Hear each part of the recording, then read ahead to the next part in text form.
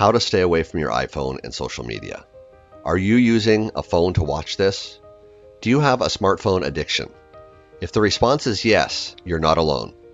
According to research by the media analytics firm Comscore, the average American adult used their smartphones every day in 2016 for about 2 hours and 51 minutes.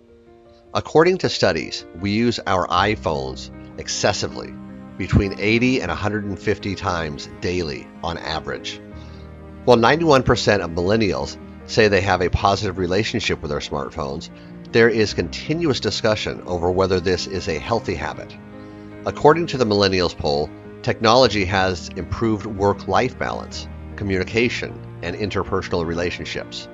In other words, you can now stop worrying if that jittery sensation you experience every time you look through Instagram indicates genuine addiction. I am Caden, with expertise in self-development and finance. In my channel, I will tell you different ways to invest money and become a better version of yourself. There are undoubtedly many benefits to using our smartphones frequently, but there are also drawbacks. The good news is that we are receiving information from social media at an unprecedented velocity. This enables us to keep current and pick up some new information. Yes, this is good. Yes, social media is giving its right hand, but it's also stealthily robbing us of the capacity to think in specific ways. According to research, using social media frequently can cause us to overlook simple solutions to issues. One must occasionally use critical or analytical thinking to solve problems. Yet a study suggests that most people would instead copy, even if they knew the result was incorrect. Social media turns you into an antisocial person. It is very ironic. Social media was created to unite people worldwide. Research, however, suggests that it can also have the reverse effect by turning some users against social media. Have you ever gone out with friends only to discover that everyone is gazing at their phones or other electronic devices and disregarding the people they're in the present moment with? Because social media has distracted us from intelligent life, mindfulness is rare. According to research, just having a phone nearby could make people feel less connected to one another. How can you avoid using social media and your phone? You can overcome your mobile addiction by following these tips. Plan to meet up with friends and relatives in person. A certain level of intimacy and emotional connection are necessary for close relationships. When you mostly communicate via social media messages or status updates, it can be challenging to experience that. Plan a weekly get-together with your newfound free time with the individuals who matter most to you. Both individuals and group visits with friends and family can be planned. Inquire about recent events in the lives of your loved ones and pay attention. Make eye contact and laugh. Give each other a hug as you go. You won't find these facets of social interaction online. Are you a smartphone addict? For that, an app exists. Ironically, you can use another app to fend off addictive smartphone apps. While not ideal, applications like Space and Moment can help you discover your phone life balance by keeping track of how much time you spend on your phone and establishing boundaries. Stop scrolling, please.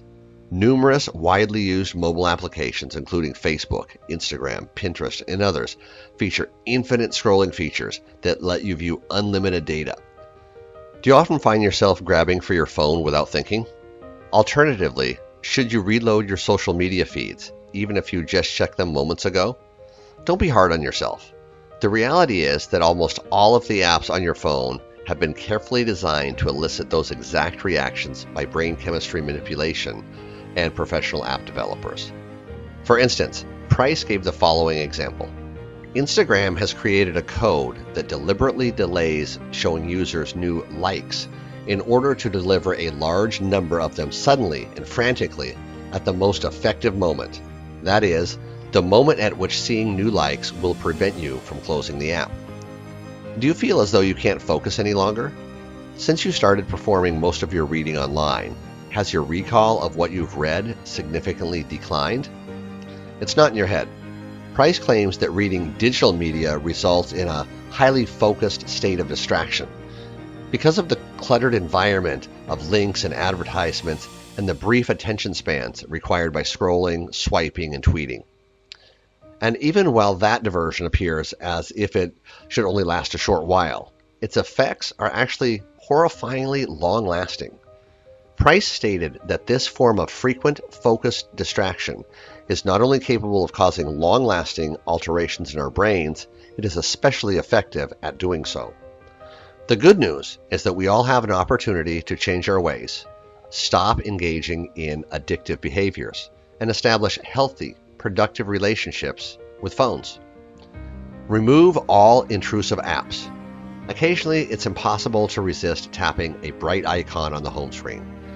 For social media apps and games, this is typically true. How can one resist this urge?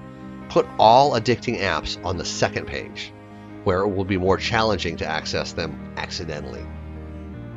To make these apps more accessible to you, you can put them in folders like games or social. Try out a new interest or club. If you're a student, make the most of your time away from social media by participating in various extracurricular activities. Consider joining a professional organization as an adult to expand your network or an interest group as a hobbyist. Joining a local organization is a fantastic way to meet new people and develop your unique abilities. For instance, you might sign up to join a local Toastmasters chapter or volunteer with Habitat for Humanity. Try to find interests not connected to the internet, such as going camping with friends, playing board games, or picking up a new instrument. Do you still have the default settings for push notifications? Are you inundated with Facebook, Twitter, Snapchat, Instagram, Slack, dozens of other applications, emails, messages, and alerts? Reduce the noise.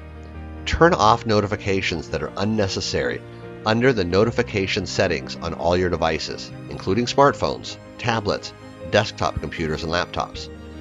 Visual cues ask you to check notifications that display as red dots next to your app icons.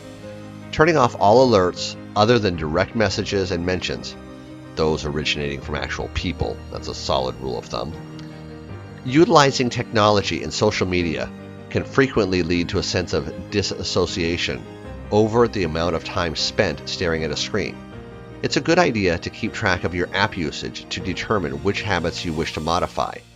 In addition to the built-in features of iOS screen time and Android's digital well-being, applications like Moment for iOS, it opens in a new window, and Rescue Time for Mac and Windows may be used to track exactly how much time you spend using different apps and gadgets besides just your smartphone.